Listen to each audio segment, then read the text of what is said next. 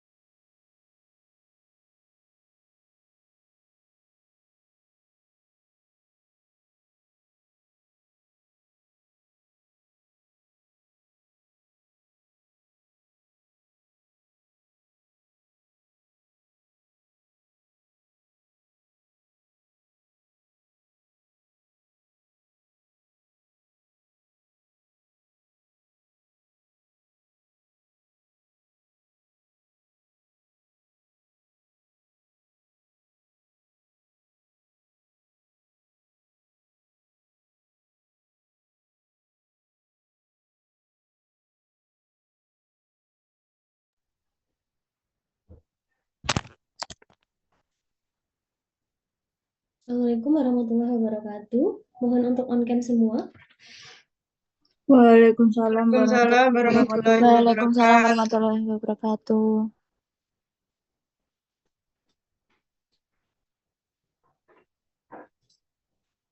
Assalamualaikum warahmatullahi wabarakatuh.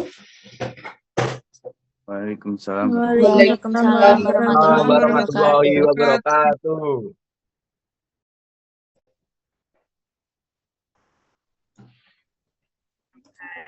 Ini fase terdispersinya berupa cairan. Kalau yang suspensi ini berupa partikel padat.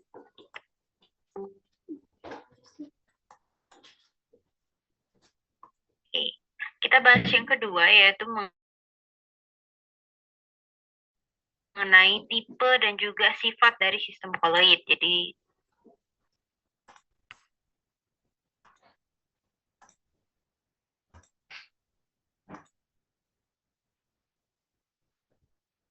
Oke, suara saya sudah terdengar? Ibu. Sudah, Ibu. Sudah, Ibu.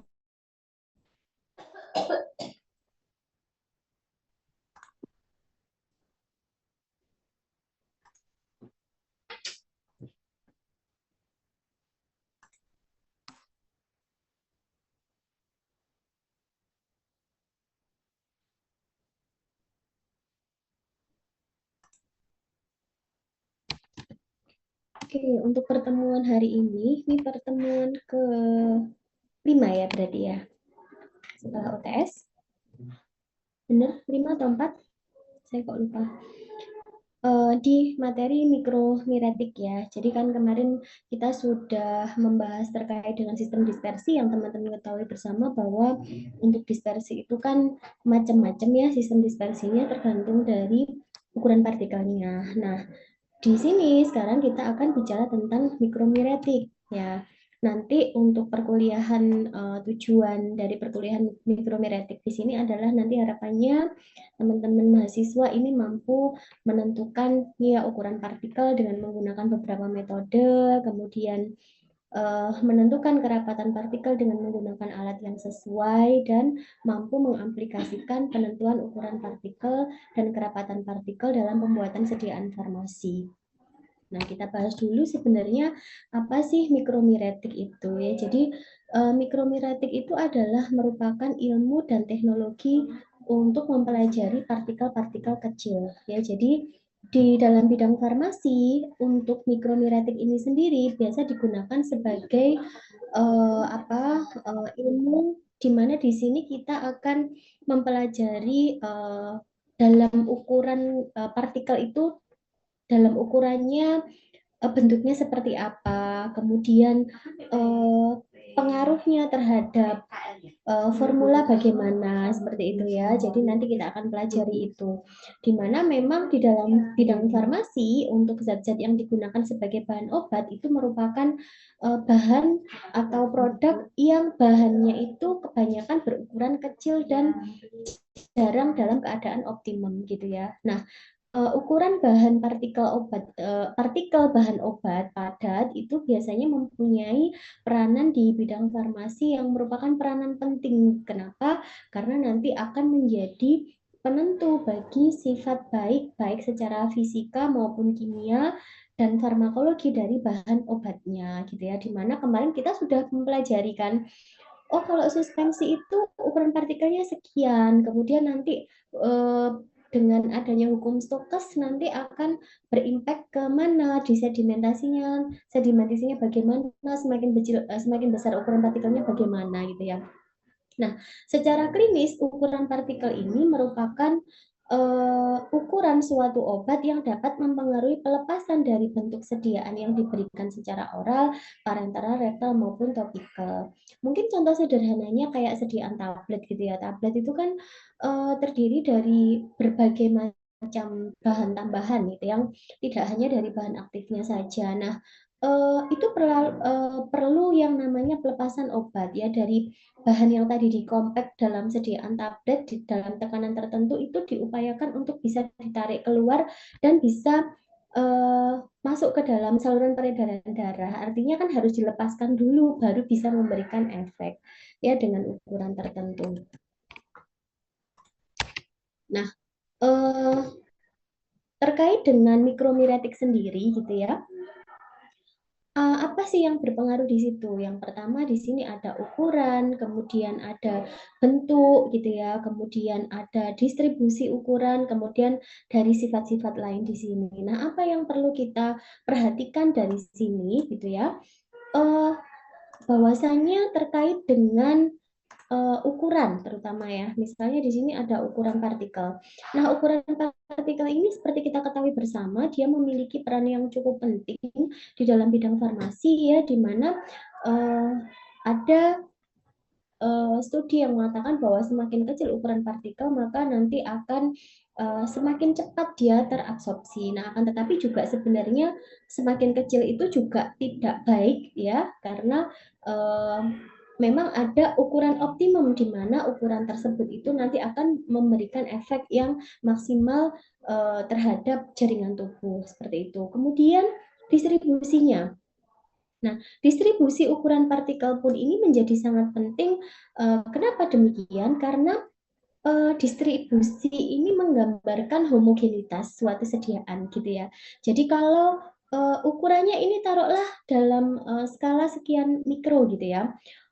Tapi distribusinya ini tidak seragam, maka apa yang terjadi? Bisa jadi memang sediaan tersebut itu belum homogen ya, jadi takutnya nanti akan memberikan dosis yang tidak seragam. Maka distribusi ini pun juga harus kita perhatikan, kita pastikan bahwa distribusi ukuran partikel itu seragam dengan ukuran yang sesuai dengan yang kita targetkan. Nah, kemudian bentuk. Nah, bentuk ini pun juga akan berpengaruh kepada efek dari atau efektivitas dari formula yang kita desain gitu ya.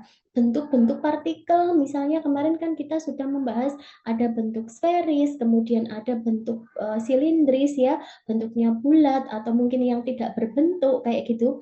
Nah, itu nanti akan berpengaruh pada efektivitas dari obat. Kenapa demikian? Misalnya nanti terhadap granul gitu ya. Ada mungkin granul yang dia bentuknya sferis ketika kita nanti lakukan uji waktu alir granul, apa yang terjadi ya, dia akan bagus waktu alirnya gitu ya. Nah, ini akan menjadi ke sifat-sifat ini akan menjadi tolak ukur begitu ya, yang menyebabkan ini menjadi penting untuk diperhatikan gitu ya. Karena memang obat itu kan tidak semerta-merta hanya apa istilahnya hanya dari bahan aktifnya saja. Ada obat ini dia plus eksipien gitu ya. Dia itu plus eksipien di sini. Plus eksipien. Nah, eksipien di sini ini dia fungsinya adalah untuk mengupayakan supaya si bahan aktif itu bisa didesain sesuai dengan target kita. Misalnya nih kita mau bikin tablet, berarti nanti eksipiannya adalah ada bahan pengisi, bahan penghancur, kemudian ada pengikat dan sebagainya. Kemudian kapsul, karena mungkin bahan aktifnya ini misalnya ukurannya cuma kecil gitu ya, dengan dosis yang kecil dia sudah memberikan efek. Nah, maka untuk bisa dikapsul kan berarti dia butuh bahan lain yang untuk memperbesar volume, misalnya gitu ya. Kemudian untuk bahan-bahan tertentu yang sifatnya higroskopis, ya gimana upaya kita bahan higroskopis itu supaya bisa jadi kering, supaya bisa dimasukkan dalam kapsul. Nah, artinya kan bukan dari bahan aktifnya saja, di sini juga ada peran dari eksipien gitu ya. Jadi dalam pembuatan obat itu menjadi suatu sediaan jadi ya, dari tablet, kapsul, suspensi, emulsi gitu ya. Untuk bisa jadi produk-produk ini itu perlu yang namanya formulasi di sini. Ya, di mana dalam formulasi di sini itu butuh proses ya, butuh manufaktur supaya dia menjadi suatu produk jadi. Nah, dalam proses ini ada beberapa tahapan yang dilewati. Jadi misalnya itu kalau sediaan tablet butuh digranul dulu, misalnya kalau untuk granulasi basah gitu ya. Harus digranul dulu, kemudian dikempa, kemudian di oven dan sebagainya. Dalam prosesnya pun bahan aktif di dalam obat tersebut itu juga akan pasti akan berimpact di situ gitu ya, karena bahan aktifnya nanti akan dikempa dan sebagainya, digranul dan sebagainya. Dalam proses manufaktur ini pun tahapannya kan cukup panjang ya prosesnya ya. Tapi harapannya meskipun dalam pembuatan apa istilahnya ya, dalam proses manufaktur yang panjang dan apa memerlukan tahapan-tahapan tertentu ini, harapannya produk yang dihasilkan ini adalah menjadi produk yang stabil gitu. Nah, seperti kalau kita bicara tentang apa namanya partikel-partikel kecil gitu ya, di mana untuk mikromiretik di sini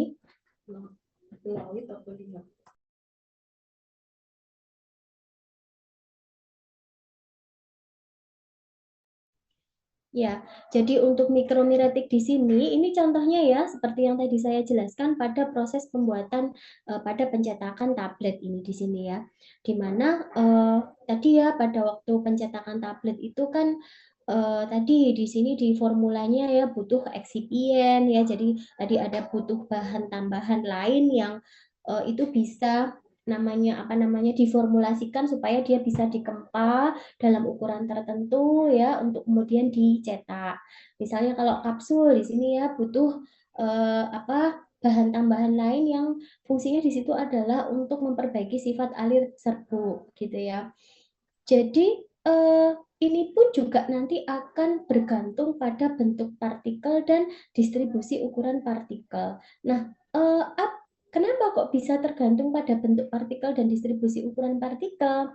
Jadi misalnya pada pembuatan sediaan tablet ini kan sebelum dikempa itu kan biasanya produk itu harus apa istilahnya digranul terlebih dahulu. Nah, untuk digranul tujuan digranul itu apa? Setelah digranul itu harapannya pada waktu proses pencetakan tablet gitu ya. Proses pencetakan tablet itu kan tablet yang berupa bahan tablet ya, tadi yang sudah dicampur tadi berupa granul itu tuh nanti kan akan di apa kayak gini ya.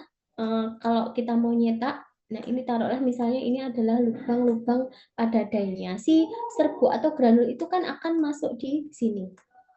Mohon izin saya angkat telepon bentar ya.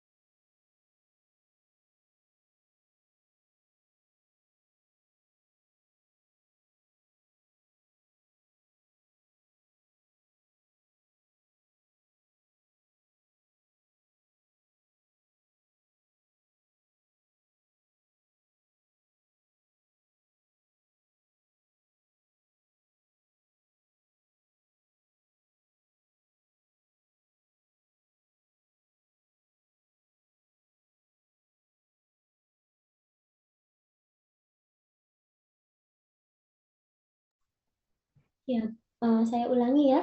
Jadi kalau misalnya kita mau bikin sediaan tablet, nanti yang teman-teman akan dapatkan di mata kuliah formulasi sediaan solida. Nah, di situ nanti teman-teman akan diajari bagaimana cara pembuatan sediaan tablet gitu ya. Nah, ada tahapan proses di situ yang namanya penggranulan atau granulasi. Granulasi itu tujuannya untuk apa? Untuk memperbaiki waktu alir dari serbuk ataupun apa granul yang mau dikempa itu gitu ya, itu diperbaiki alirannya. Nah, harapannya ketika serbuk ini kan dari mesin cetaknya gitu ya, ketika ini dituang ke sini, ini masuk ke dalam lubang di sini dalam takaran-takaran tertentu. Nah, kalau laju alirnya itu jelek, dan kemudian ukuran partikelnya pun juga tidak seragam dengan bentuk yang tidak seragam, kira-kira apa yang terjadi? Bisa-bisa serbuk atau granul yang masuk ke dalam dinding die-nya itu juga menjadi tidak seragam. Ya, maka ini menjadi penting untuk diperhatikan terkait dengan ukuran partikel tersebut ya. Distribusinya harus seragam, ukurannya sesuai dengan target kita, mau ditargetkan di ukuran berapa harus disamakan. Ya, karena nanti akan ini berefek di keseragaman dosis ya, berefek di keseragaman dosis di sini. Nah, selain berpengaruh pada proses di sini ya, ini ya, pada proses juga akan berpengaruh pada kualitas mutu produk ya. Kualitas mutu produk di mana ukuran partikel ya, di mana kalau kita bicara tentang disolusi, nanti yang akan teman-teman pelajari, nanti akan diajarkan oleh Bu Ninis ya untuk materi disolusi, di mana di situ semakin kecil ukuran partikelnya, maka kan luas permukaannya kan akan semakin besar, ya, semakin lebar, sehingga menyebabkan kecepatan kelarutannya pun juga akan semakin tinggi. Nah, biasanya pun terkait dengan ukuran partikel ini akan berpengaruh pada stabilitas dari produknya itu sendiri, gitu ya. Nah, kalau kita bicara tentang ukuran partikel, kemarin kita di emulsi, suspensi, gitu ya, kita sudah bahas ya di hukum Stokes itu, semakin besar ukuran partikelnya, maka kalau dipengaruhi oleh gaya gravitasi bumi, apa yang terjadi? Sedimentasinya yang terbentuk bagaimana? Kalau pada suspensi, semakin besar ukuran partikelnya, maka sedimentasinya akan semakin cepat atau semakin lama? Kalau ukuran partikelnya semakin besar? Semakin lama, Ibu. Loh, semakin besar loh. Dipengaruhi oleh gaya gravitasi bumi. Nek ukurannya semakin gede, dia akan semakin mudah turun atau enggak? Mudah turun, Ibu. Semakin cepat, Semakin Ibu. cepat. Semakin cepat Jadi turun. semakin cepat. Berarti sedimennya semakin cepat terbentuk atau semakin lama terbentuk? Sedimentasinya. Sedimentasi itu apa toh? Endapan kan? Endapannya bagaimana? Cepat terbentuk atau lama terbentuk? Cepat terbentuk, Ibu. Cepat terbentuk karena ukuran partikelnya besar. Jadi betapa pentingnya di sini terkait dengan ukuran partikel harus kita perhatikan. Selain dari ukurannya, distribusinya di sini pun juga harus kita perhatikan, diupayakan distribusi ukuran partikelnya itu harus seragam. Maka ini menjadi penting untuk kita mempelajari yang namanya mikromiretik, ya, partikel-partikel kecil.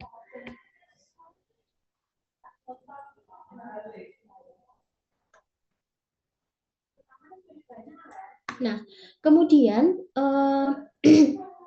ini keterangan dari yang sudah saya jelaskan itu tadi ya, terkait dengan ukuran partikel ya di sini ya, ukuran partikel biasanya ya ini dapat dinyatakan dengan berbagai cara ya. Jadi ukuran diameter rata-rata, kemudian ada ukuran luas permukaan rata-rata ya, kemudian ada volume rata-rata. Nah, ukuran partikel ini biasanya satuannya itu dalam skala mikrometer atau mikron atau 10 pangkat 6 meter ya. Jadi biasanya dipakai untuk apa namanya, satuannya adalah ini ya, mikron, mikrometer ya, atau mikron, atau sama dengan 10 pangkat 6 mikron. Nah, kemudian ukuran partikel ya ini memiliki fungsi di mana dengan kita mempelajari mikromiretik, di sini kita bisa menghitung luas permukaan, kemudian sifat fisikokimia dari formulasinya ya, kita bisa mempelajari itu. Kemudian juga secara teknis kita mempelajari terkait dengan pelepasan obat yang diberikan secara peroral ya, suntikan ataupun topikal ya. Jadi apa namanya, kembali lagi terkait dengan pembuatan sediaan obat itu ya. Di sini misalnya seperti emulsi, suspensi, tergantung untuk kestabilannya itu tergantung dari ukuran partikelnya bagaimana. Kemudian apa namanya, keseragaman ukuran partikelnya bagaimana, apakah seragam atau enggak gitu ya. Itu terkait dengan kegunaan mikromiretik.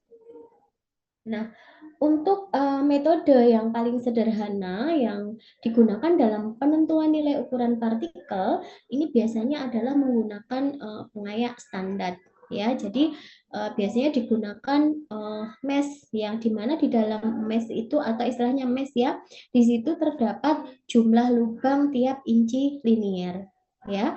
Jadi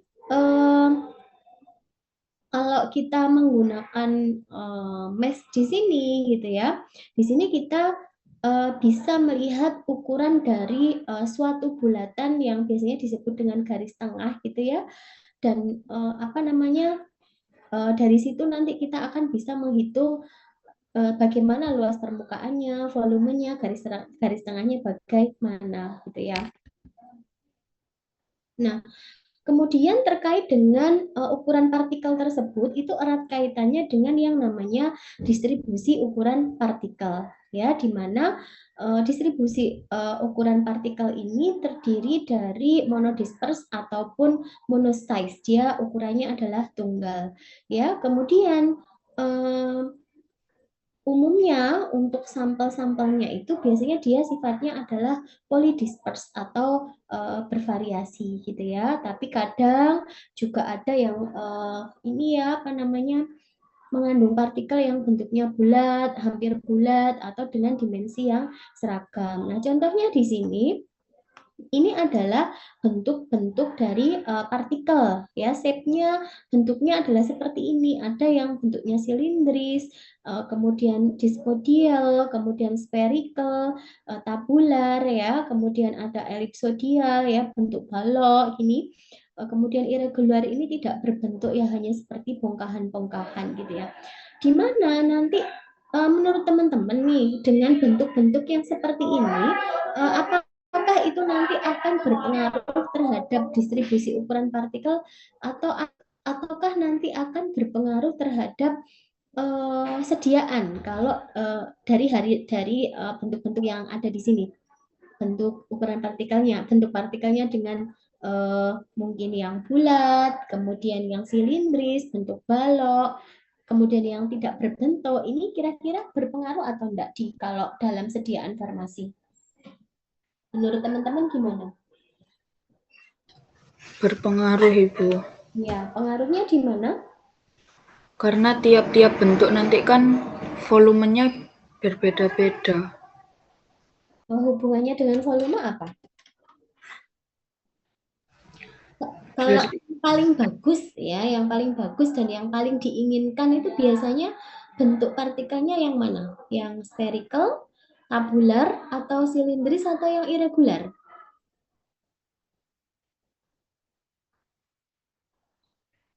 Yang paling bagus yang mana? Kalau tadi dihubungkan dengan waktu alir, tadi misalnya dengan daya alir serbuk, kira-kira bagusan yang bentuknya lonjong, bentuknya balok, yang irregular, nggak terbentuk, atau yang bulat? Yang bulat. Yang bulat ya, karena ya teman-teman bayangkan aja serbuk gitu ya, Anda bikin serbuk dia atau granul ya, granul Anda bikin granul, ukuran granul dengan sekian diameternya gitu ya, tapi kalau bentuknya itu lonjong, ketika Anda alirkan apa yang terjadi? Mungkin akan sukar untuk mengalir, tetapi akan mudah mengalir ketika bentuknya itu adalah bulat atau spherical itu tadi. Nah, ini adalah apa namanya kategori dari apa istilahnya ukuran partikel ya, di mana di sini ada moderate fine powder, kemudian ada fine powder, kemudian di sini ada very fine powder. Ya, jadi dengan ukuran nomor mesh dengan ukuran partikel sekian mikrometer. Nah, di mana di sini di slide sebelumnya juga sudah saya jelaskan bahwasanya memang ukuran partikel itu akan berpengaruh pada formulasi, di mana kalau kita bicara kemarin disuspensi, emulsi maupun itu berupa padatan gitu ya, di mana luas permukaan itu akan berpengaruh pada kecepatan disolusinya. Jadi semakin kecil ukuran partikelnya, luas permukaannya juga akan semakin istilahnya semakin lebar gitu ya, sehingga menyebabkan kecepatan atau semakin mudah untuk tercelup dengan medium pelarutnya gitu ya, sehingga menyebabkan disolusinya itu menjadi semakin cepat. Nah, kemudian ukuran partikel itu juga berpengaruh di kecepatan pengendapan. Ini kita bicara di hukum Stokes tadi ya, di mana semakin kecil ukuran partikelnya gitu ya, laju pengendapannya menjadi lebih lama, dia tidak mudah untuk mengendap, tapi kalau semakin besar dia akan cepat mengendap.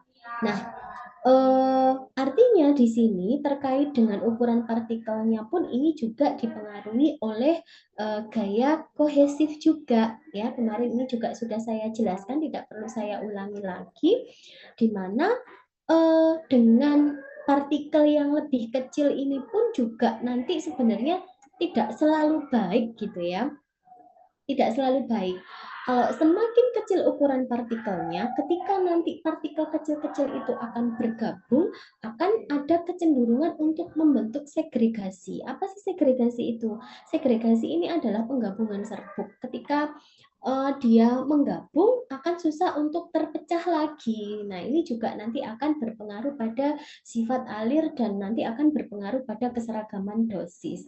Ya, jadi memang tidak melulu harus selalu kecil gitu ya, tidak melulu harus semakin kecil semakin baik, tetapi ada istilahnya kondisi optimum gitu yang memang ini tuh pada optimumnya pada ukuran sekian gitu ya. Jadi tidak harus dalam ukuran 60 atau 100 mikrometer gitu, tidak harus seperti itu, karena memang semakin kecil justru nanti juga bisa menyebabkan atau terjadi kecenderungan terjadinya segregasi atau penggabungan serbuk itu tadi. Yang justru ketika nanti dilakukan pengayakan lek wis menggabung ya tidak bisa turun gitu kan ya, akhirnya menyebabkan berpengaruh pada keseragaman dosis. Nah, ini adalah dimensi dimensi partikel dalam sistem dispersi farmaseutik ya, di mana untuk ukuran partikel dalam skala mikrometer di sini ada 0,5 sampai 10 karena ini sediaannya adalah berupa liquid ya, ini tidak diayak ya. Ini contohnya adalah suspensi dan emulsi halus. Nah, untuk melihat ukuran partikelnya menggunakan apa? Ini kita bisa lihat di bawah mikroskop, dicek nanti ukuran partikelnya bagaimana.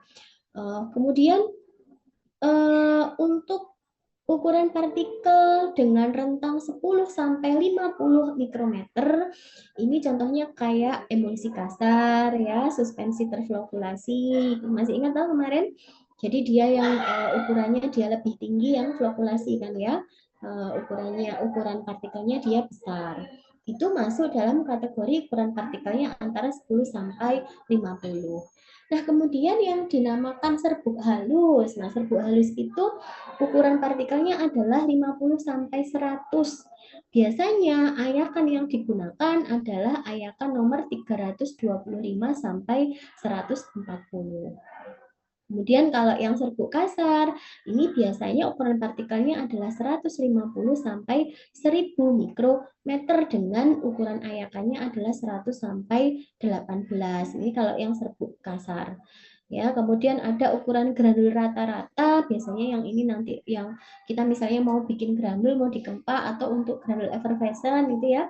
Ukurannya adalah 1000 sampai 3360 mikrometer. Nah, ukuran ayakannya menggunakan mesh ukuran nomor 18 sampai 6 untuk bisa mendapatkan ukuran partikel di range 1000 sampai 3360 ini tadi. Itu adalah gambaran dimensi partikel dalam sistem dispersi farmaseutik gitu ya. Tergantung nanti teman-teman mau bikin emulsi kasar, mau bikin emulsi halus, mau suspensi, mau bikin serbuk halus, atau mau bikin granul ya. Berarti nanti disesuaikan nih ukurannya, disesuaikan mau di skala yang berapa gitu. Nah, ini gambaran dari efek bentuk partikel terhadap sifat alir serbuk. Ya, tadi kan sudah saya tanyakan. Kira-kira nih dari bentuk-bentuk partikel yang beragam itu tadi, apa yang terjadi gitu ya. Nah, ini adalah gambarannya dari bentuk yang spherical itu tadi, bahwa dia cenderung untuk flowability-nya bagus, dia waktu alirnya, daya alirnya bagus. Kenapa? Karena dia bulat. Tapi kalau yang bentuknya oval, dia masih bagus juga. Nah, teman-teman lihat di sini yang bentuknya seperti balok, ya.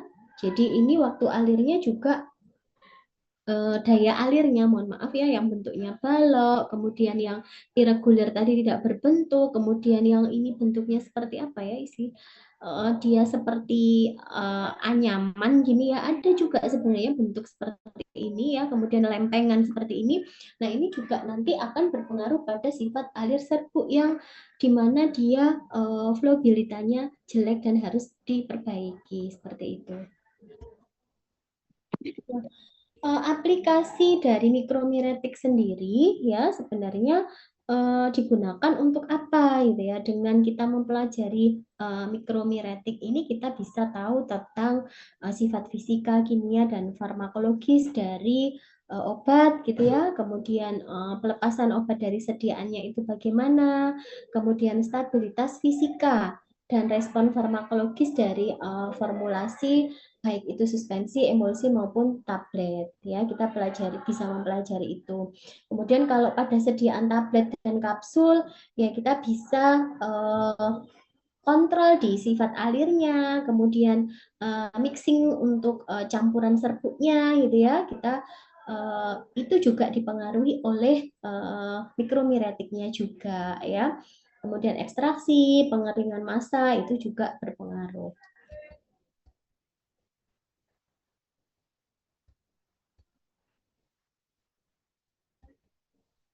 Nah, ukuran partikel dan distribusi ukuran partikel ini ada dua sifat penting dari sampel polydispersnya ya, di mana yang pertama adalah bentuk dan luas permukaan partikel gitu ya. Kemudian memang untuk bentuk dan luas permukaan partikel ini kisaran ukurannya dan apa namanya itu memang banyak gitu ya. Dimana untuk dimensi ukuran partikel itu biasanya disebut dengan diameter yang tadi satuannya bisa dalam skala mikrometer atau 10 pangkat min 6 ya, atau 10 pangkat min 6 meter atau 10 pangkat min 6 cm atau 10 pangkat min 3 milimeter. Satuannya adalah ini ya.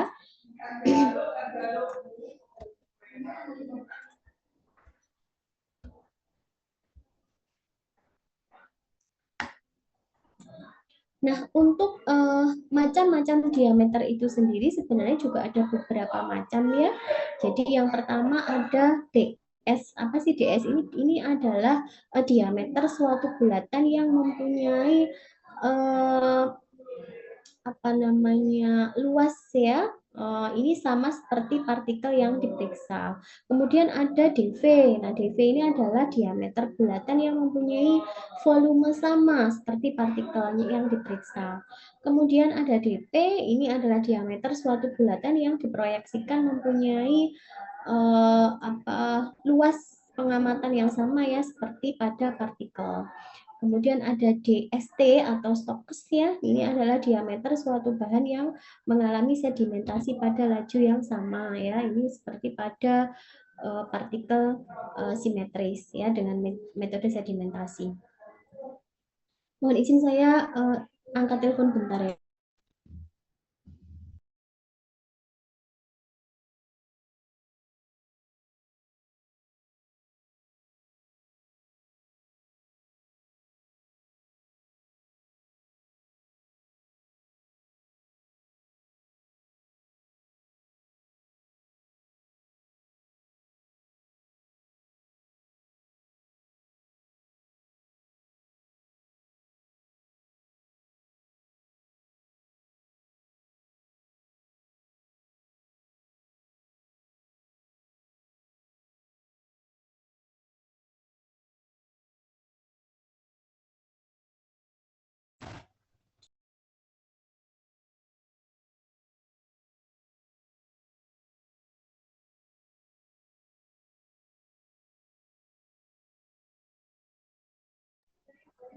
Oke, saya lanjutkan ya.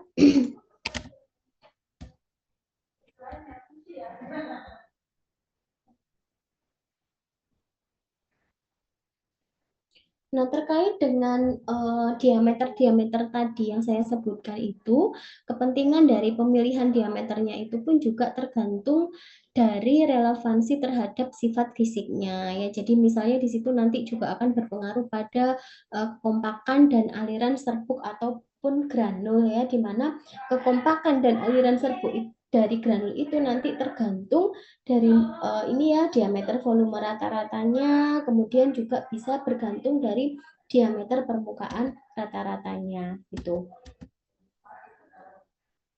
Di mana terkait dengan ukuran partikel ini dirumuskan oleh Edmundson dengan rumus sebagai berikut ya. Kita tidak akan mempelajari terkait dengan ukuran partikel dengan rumus ini. Yang penting teman-teman tahu dulu aja gitu ya. Yang penting nanti implementasinya bagaimana, teman-teman tahu untuk apa mikromiretik itu seperti apa gitu ya. Ini cukup tahu aja apa namanya terkait dengan rumus yang digunakan untuk pengukuran ukuran partikel gitu ya. Nah, tujuan dari apa namanya kita mengetahui distribusi ukuran partikel tersebut sebenarnya adalah di sini kita bisa mengelompokkan partikel itu berdasarkan ukurannya gitu ya. Kita cek, kita mengetahui. Jadi misalnya gini, Anda bikin sediaan suspensi, Anda lakukan pengukuran partikel gitu ya. Pasti ukuran partikel yang ada di dalam sediaan suspensi itu kan nggak hanya oh dia dalam ukurannya misalnya 10 mikro, misalnya gitu, atau ukurannya hanya apa namanya 100 nanometer misalnya kalau itu dalam apa namanya produk nano suspensi misalnya gitu. Tetapi pasti di sana ada keseragaman ukuran partikel di sana ya. Tetapi yang kita cek adalah yang tertinggi ya, yang tertinggi di sini. Yang tertinggi itu yang mana? Apa namanya dari ukuran partikelnya. Nah, itu yang menjadi kita harus mengelompokkan partikel berdasarkan ukurannya. Jadi nanti akan membentuk kurva seperti ini. Gitu ya. Nah, kemudian untuk metode penentuan ukuran partikel itu dibagi menjadi 4 ya. Yang pertama adalah pengayakan, kemudian yang kedua adalah mikroskopik, kemudian yang ketiga dengan sedimentasi, dan yang keempat adalah ini ditentukan penentuan volume partikel. Nah, kita bahas satu-satu di pengayakan terlebih dahulu. Teman-teman ini di praktikum farmasi fisik sudah mempraktekkan mikromiretik mungkin menggunakan sieve shaker, sudah belum ya? Sudah, Ibu. Sudah, berarti sudah tahu caranya ya, aplikasi alatnya juga sudah. Sebelum UTS atau setelah UTS ya praktikumnya? Sebelum UTS di Sebelum pertama. Sebelum UTS di pertemuan keberapa? Pertemuan pertama, Ibu. Justru pertemuan pertama. Oke. Sebenarnya urutannya kan harus membahas sistem dispersi dulu baru ke ukuran partikel ya, harusnya jadi teman-teman biar nyambung gitulah, benang merahnya itu harusnya disambungkan dulu baru nanti ngeh oh ini sebenarnya tujuannya untuk apa gitu.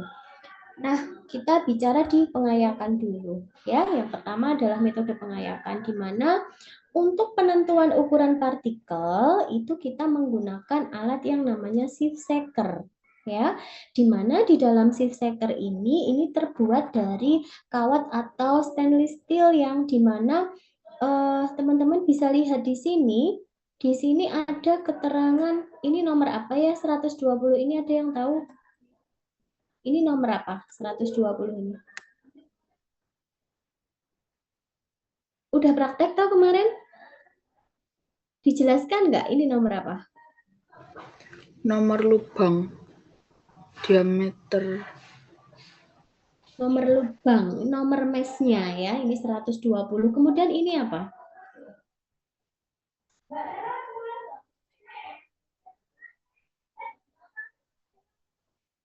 Apa ini? Diameter lubangnya. Diameter ini apa? Diameter lubang. Iya, berarti kalau ada serbuk yang bisa melewati ini artinya apa? Ukurannya lebih kecil dari diameter lubang. Berarti bisa jadi antara apa ukurannya yang apa namanya kurang dari 125 mikrometer meter gitu ya, di mana di dalam shift shaker ini gitu ya. Biasanya di sini itu kan yang atas ini dengan mesh tinggi atau mesh rendah? Yang paling atas ini meshnya nomornya tinggi atau rendah? Nomor meshnya. Semakin rendah nomor meshnya, lubangnya semakin besar atau semakin kecil ya? Semakin besar, Ibu. Semakin tinggi nomor mesh, semakin besar. Nah, kalau ini dia nomor meshnya kecil, berarti artinya apa?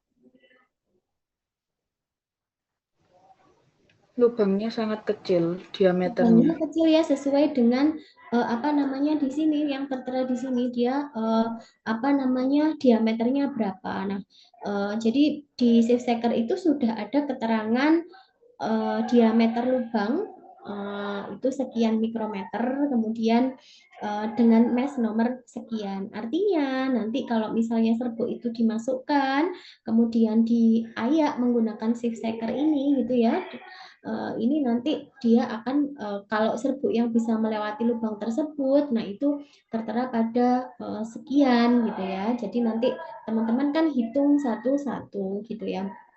Nah, kemudian partikel-partikel atau tadi dengan ukuran-ukuran tertentu itu tadi, pasti kan bentuknya bermacam-macam gini ya.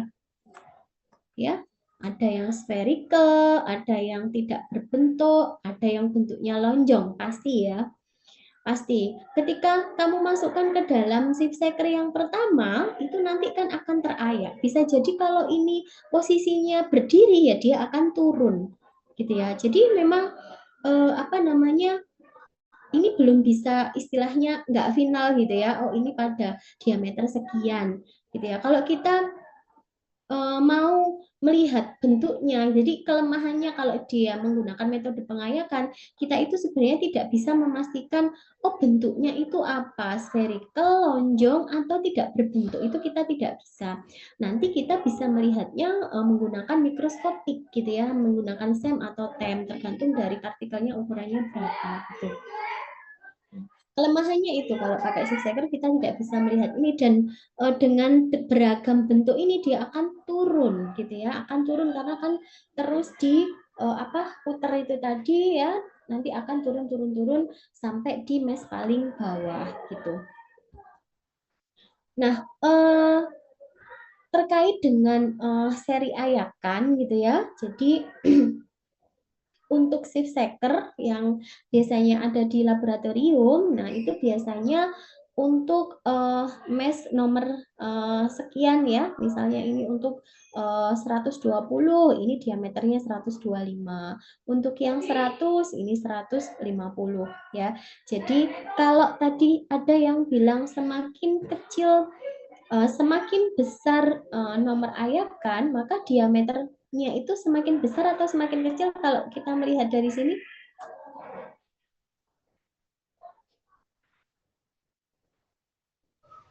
Semakin kecil. Semakin besar nomor ayakan, berarti diameternya makin kecil ya. Jadi berkebalikan ya. Jadi ini berkebalikannya. Kemudian teman-teman juga bisa melihat ukuran diameter lubang pengayak baku yang ada di Farmakope ya, di Farmakope Indonesia edisi 4 di halaman 1045. Nanti coba teman-teman buka atau di Farmakope Indonesia edisi 5 halaman 1570 ini tentang derajat pengayakan atau derajat halus serbuk. Nah, itu nanti teman-teman coba cek di sana. Nah, ini adalah prinsip metode pengayakan di mana untuk prinsip metode pengayakan ini, contohnya di sini menggunakan shift shaker itu tadi ya, ini menggunakan seri ayakan yang memiliki ukuran yang terstandar ya, di mana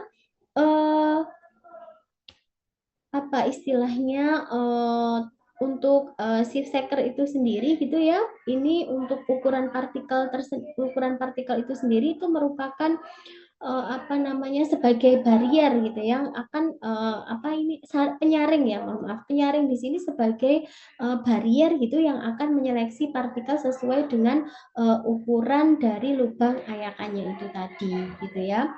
Kemudian partikel yang akan berukuran besar daripada lubang di sini pada nomor seri tertentu itu akan tertahan dan lebih kecil nanti akan diloloskan sehingga masuk ke ayakan berikutnya gitu ya. Kurang lebih mekanisme kerja atau prinsip kerja dari pengayakan untuk shift shaker seperti ini gitu ya.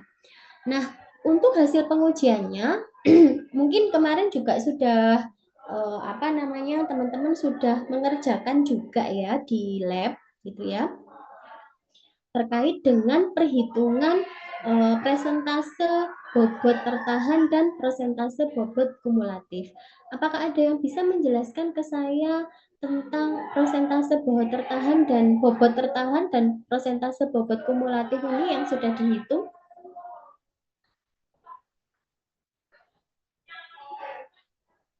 Kemarin ngitung enggak waktu pertemuan waktu praktikum? Dihitung enggak? Persentase bobot tertahannya berapa, kemudian bobot kumulatifnya berapa, dihitung apa enggak?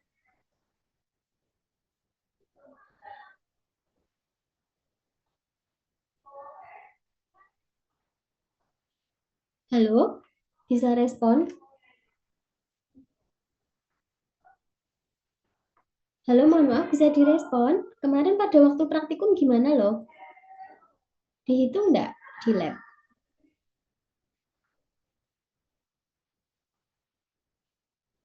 Kok nggak ada yang jawab toh? Suara saya bisa terdengar ya? Saya cuma butuh tahu kalian hitung atau enggak gitu. Masih ingat nggak praktikumnya? Menghitung, Ibu. Menghitung. Nah, coba kalau menghitung kan tahu toh caranya supaya dapat bobot tertahan sama bobot kumulatif ini. Terus gunanya ngitung itu loh untuk apa? Ada yang bisa membantu saya menjelaskan?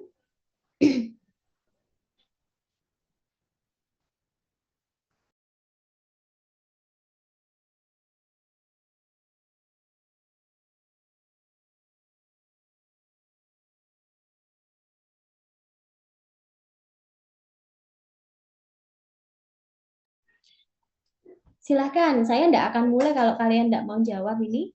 Saya tunggu sampai ada yang mau memberikan suaranya. Silahkan.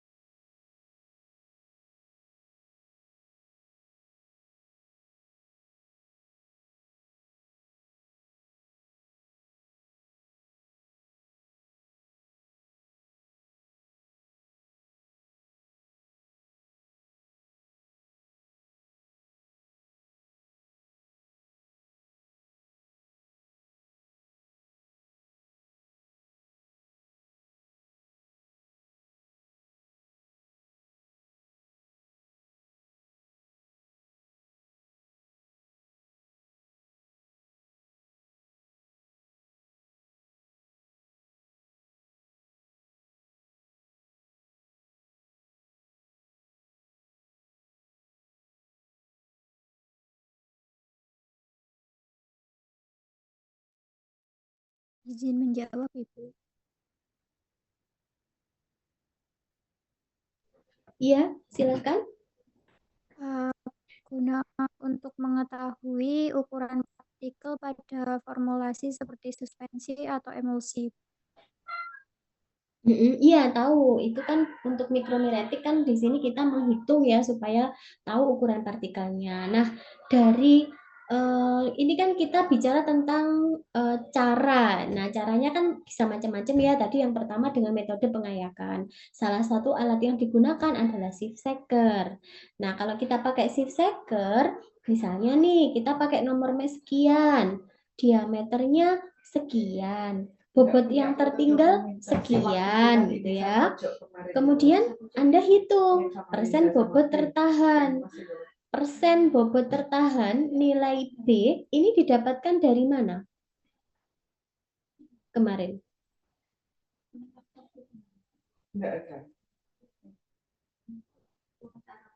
Dari mana? Terus untuk apa ini harus dihitung?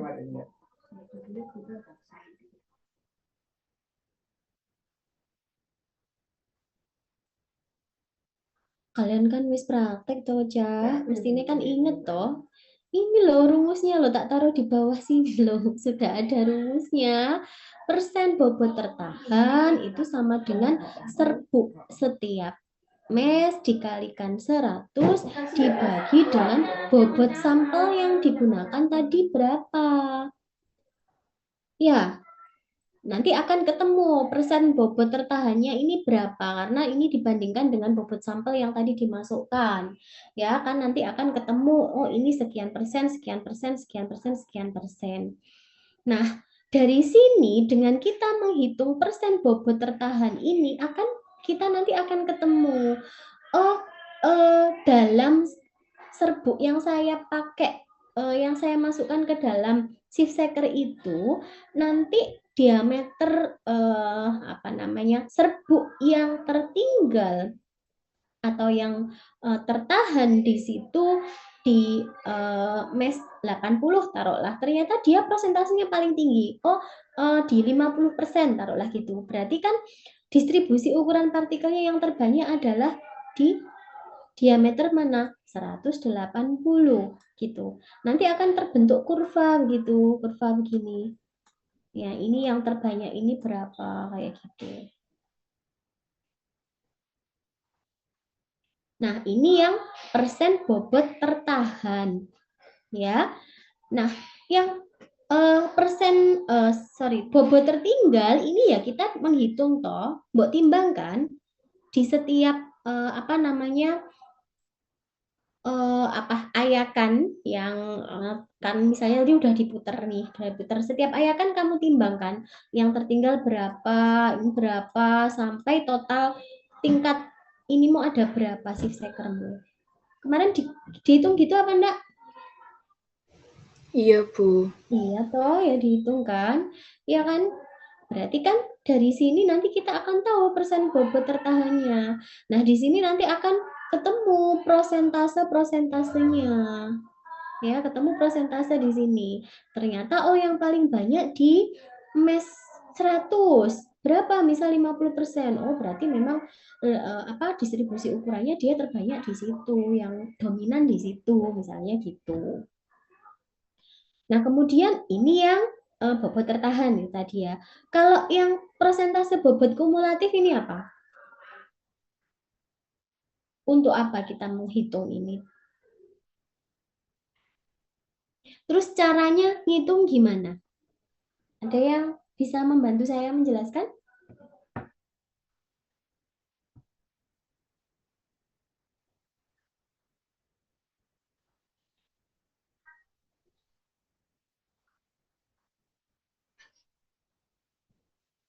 Halo, ada yang bisa membantu saya menjelaskan? Izin menjawab, Ibu. Gimana? Itu dari persen bobot tertahannya nanti dari yang nomor mes 35 kan ini 1, berarti persentase bobot kumulatifnya masih 1.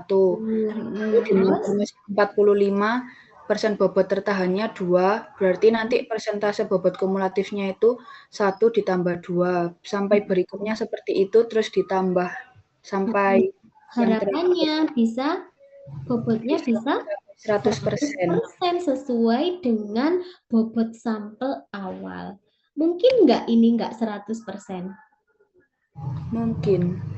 Kenapa? bisa saja tertinggal di mes yang tidak bisa diambil, Ibu, atau mungkin di mes yang paling bawah itu lupa dikasih kertas atau bagaimana, jadi ada banyak serbuk yang hilang. Nah, itu juga merupakan salah satu kelemahan gitu ya, dan kekurangan dari apa ukuran partikel yang terlalu kecil itu tadi juga tidak baik gitu ya. Nah, jadi di sini harapannya sih memang ini bisa 100%, tetapi biasanya juga ada kecenderungan yang tidak bisa maksimal 100% karena ada satu dan lain hal yang menjadi faktor penyebab gitu ya. Contohnya tadi dengan ukuran yang kecil nempel pada dinding-dinding shift sekernya, kemudian apa namanya, sehingga itu bisa mengurangi bobot dari prosentase bobot kumulatifnya itu sendiri gitu ya. Nah, ini adalah gambaran histogram histogram ukuran partikel versus persen berat tertahan. Ya, dari sini tadi saya jelaskan bahwa dari sini kan misalnya nih pada mes 8 tadi mesnya berapa ya? Ya, pada mes 35 ketemunya 10 misalnya. Selanjutnya ketemunya 15 ya, selanjutnya ketemunya 20, selanjutnya yang paling tinggi itu di 25. Oh, dia paling tinggi prosentasenya nih pada frekuensinya sampai 20%. Nah, nanti akan ketemu kurva begini. Ya. Yang baik ini yang seperti ini. Yang jelek, taunya jelek dari mana, Bu? Ya, bisa saja terjadi gitu ya. Jadi kalau nggak, kurvanya nggak seperti ini, bisa jadi ada yang mungkin seperti ini, nanti kayak gini ya, muncul gini, terus ada tiba-tiba yang tinggi lagi. Jadi ini distribusi ukurannya tidak seragam. Nanti polydisperse index-nya juga jelek gitu. Jadi ini nanti akan berpengaruh pada keseragaman dosis sediaan ya. Itu yang penting yang harus dimengerti. Kemudian kurva yang kedua ini adalah histogram ukuran partikel versus persen bobot kumulatifnya. Sebenarnya ini kurang lebih sama di situ ya. Di sini ada dari persen bobot kumulatif ini pun juga kita akan tahu distribusi yang besar itu yang di angka berapa ya, sama.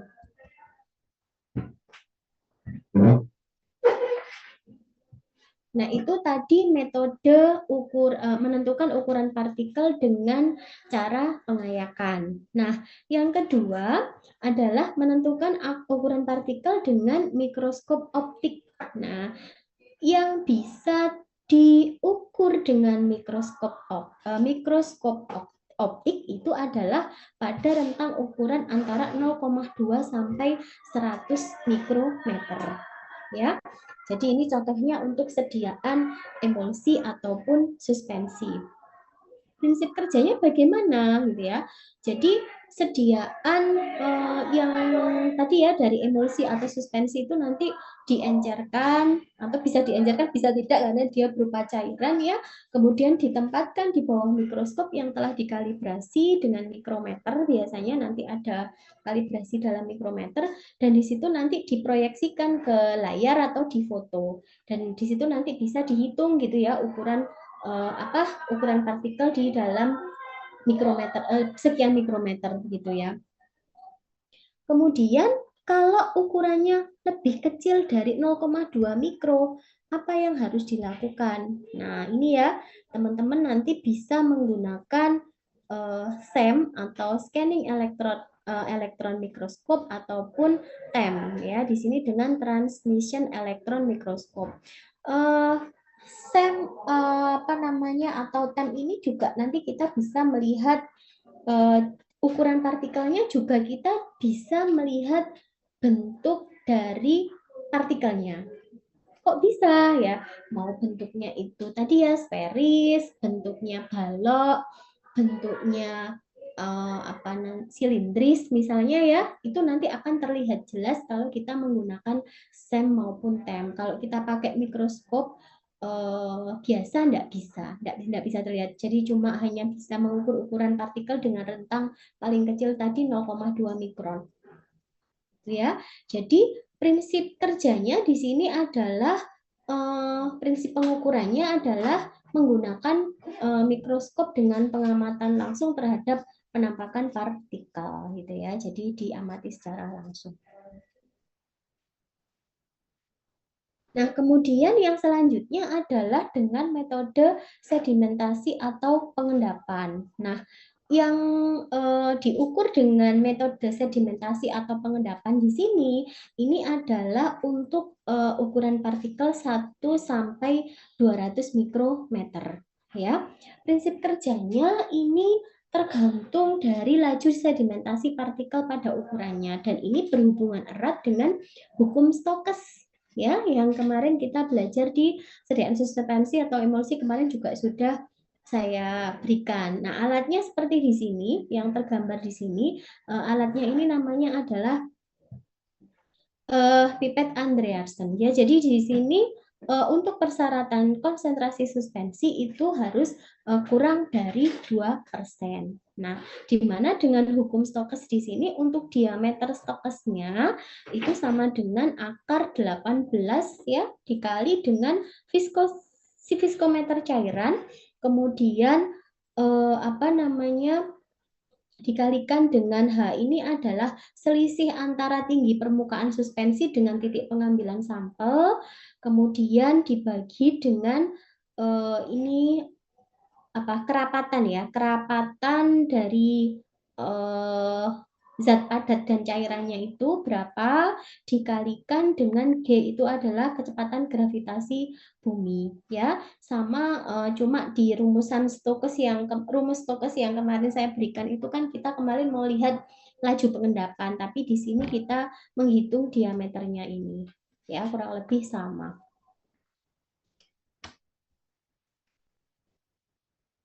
Nah, dengan adanya hukum Stokes tersebut gitu ya, bahwa di situ nanti akan mengasumsikan bahwa kecepatan pengendapan partikel itu tergantung pada ukuran. Ya, tergantung pada ukuran yang dimana kemarin ya V berbanding lurus dengan kerapatan, berbanding lurus dengan diameter, dan berbanding terbalik dengan daya viskositasnya gitu ya, di rumus sebelumnya yang sudah saya jelaskan di materi suspensi dan emulsi. Nah, jadi prinsip pengukuran untuk pipet Andreasen di sini adalah berdasarkan pada laju pengendapan partikel dalam medium cair. Di sini dipengaruhi oleh gaya gravitasi. Ya, jadi ada 3 metode tadi yang sudah dijelaskan, dengan pengayakan, dengan mikroskopik, dengan yang terakhir di sini dengan sedimentasi dan pengendapan. Kemudian yang keempat adalah dengan metode Coulter-Counter. Ya, apa itu metode Coulter-Counter? Ini adalah alat ya, alat Coulter-Counter ya. Jadi di sini prinsip kerjanya adalah partikel itu nanti disuspensikan dalam suatu cairan elektrolit gitu ya. Kemudian di situ nanti dilewatkan dalam satu lubang kecil yang dimana pada kedua sisinya itu ada elektroda. Nah, dimana pada saat melewati saat partikel yang tadi kita masukkan itu melewati lubang, nanti itu nanti akan memindahkan sejumlah elektrolit yang sesuai dengan volumenya ya, nanti akan terjadi yang namanya perubahan tahanan listrik, di mana di sini untuk pengukuran dengan Coulter-Counter ini biasanya digunakan untuk melihat efek antibakteri terhadap pertumbuhan mikroorganisme ataupun untuk melihat terkait dengan uji disolusi ya, itu juga dengan menggunakan metode Coulter-Counter. Nah, tetapi karena keterbatasan alat ya untuk di IIK ini yang dipraktekkan kita untuk pengukuran ukuran partikel hanya menggunakan seed shaker gitu ya. Yang penting teman-teman tahu. Oke, sampai di sini ada yang ditanyakan?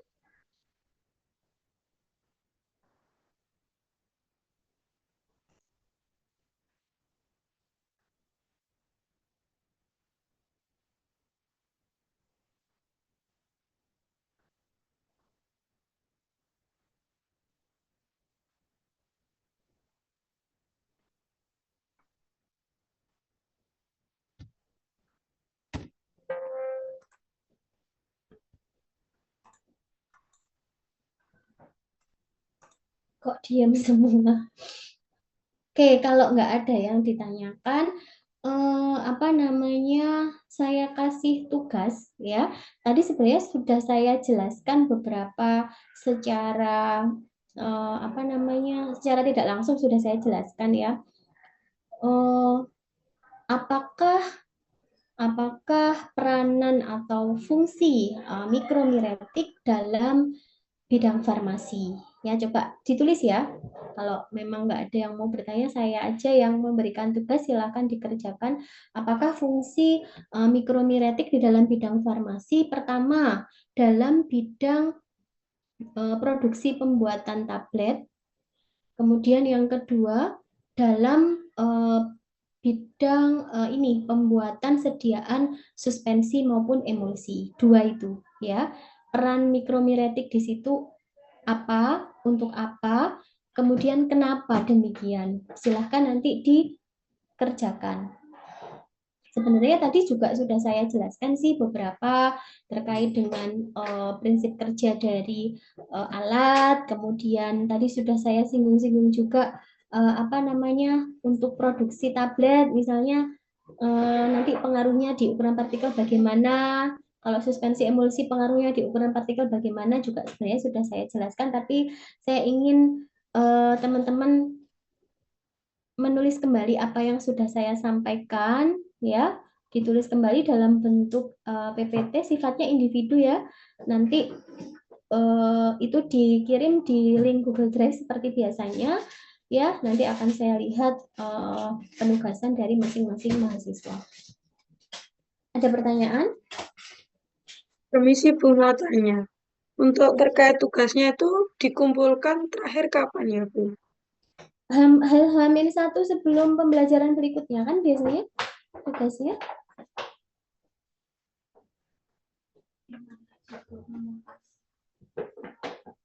Ya, jadi kita kan perkuliahan lagi hari apa? Jadwalnya untuk kelas A hari apa? Untuk kelas A hari Selasa, untuk kelas B hari Senin Ibu. Kelas A hari Selasa, kelas B hari Senin. Berarti dikumpulkan sesuai dengan waktu perkuliahan ya, H-1 sebelum perkuliahan. Kan saya masih punya satu materi, satu pertemuan lagi, habis itu berikutnya Bu Ninis kan? Iya Ibu. Ya. Oke, kalau tidak ada pertanyaan, saya cukupkan sekian dulu materi dari saya untuk mikromiretik hari ini ya. Saya akhiri. Wassalamualaikum warahmatullahi wabarakatuh. Waalaikumsalam warahmatullahi wabarakatuh. Terima kasih. Terima kasih, Bu.